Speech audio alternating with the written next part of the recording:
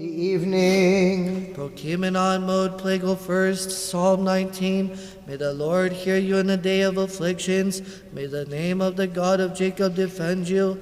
The reading is from the book of Genesis. Wisdom, let us be attentive. So Adam gave names to all the cattle, to all the birds of heaven, and to all the wild animals of the field. But for Adam there was not found a helper comparable to him. Thus God brought a trance upon Adam, and he slept. And he took one of his ribs and filled up the flesh in its place. Then the Lord God built the rib, and he took from Adam into a woman and brought her to him. So Adam said, "This is now bone of my bones and flesh of my flesh. She shall be called woman, because she was taken out of man. For this reason a man shall leave his father and mother and be joined to his wife, and the two shall become one flesh." Now the two were naked, both Adam and his wife, and were not ashamed. Now the serpent was more cunning than all the wild animals the Lord God made on the earth. And he said to the woman, "Has God indeed said, 'You shall not eat from every tree of the garden'?" And the woman said to the serpent, "We may eat the fruit from the trees of the garden, but from the fruit of the tree in the middle of the garden, God said, 'You shall not eat from it, nor shall you touch it, lest you die.' Then the serpent said to the woman, 'You shall not die by death, for God knows in the day you eat from it, your eyes will be open, and you will be like gods, knowing good and evil.' So when the woman saw the tree was good for food, was pleasant to the eyes, and a tree beautiful to contemplate, she took its fruit and ate.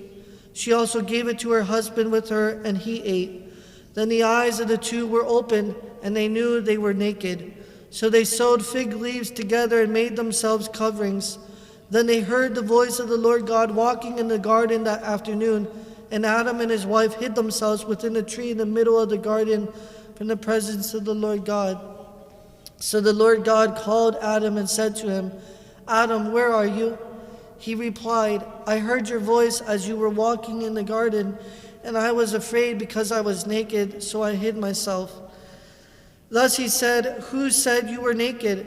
Have you eaten from the one tree from which I commanded you not to eat?" Then Adam said, "The woman you gave me of the tree, and I ate." So the Lord God said to the woman, "What is this you have done?" The woman said, "The serpent deceived me, and I ate."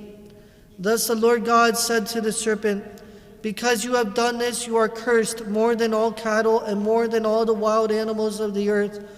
On your breast and belly you shall go, and you shall eat dust all the days of your life. I will put enmity between you and the woman, and between your seed and her seed. He shall bruise your head, and you shall be on guard for his heel." To the woman he said, "I will greatly multiply your pain and your groaning, and in pain you shall bring forth children. Your recourse will be to your husband, and he shall rule over you."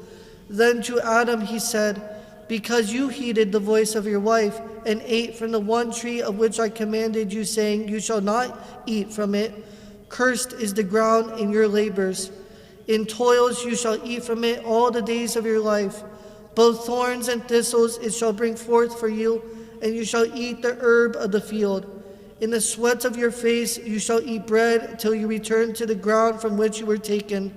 Earth you are, and to earth you shall return." So Adam called his wife's name Life, because she was the mother of all living.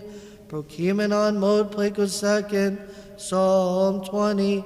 Be exalted, the Lord, in your power. O Lord, the King shall be God in your power. Calypso. Sophia Orthi. Fos Christu, Feni Pasi, the light of Christ illumines all.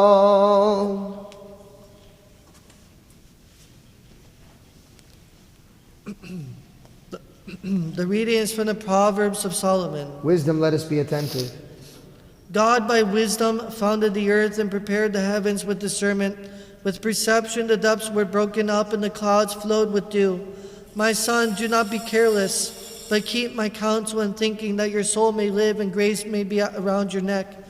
And there will be healing for your flesh and care for your bones, that you may walk confidently in peace in all your ways, and your foot may not stumble. For if you sit down, you will be without fear, and if you lie down, your sleep will be pleasant. And do not be afraid of intimidation when it comes upon you, nor the attack of the ungodly when it comes at you.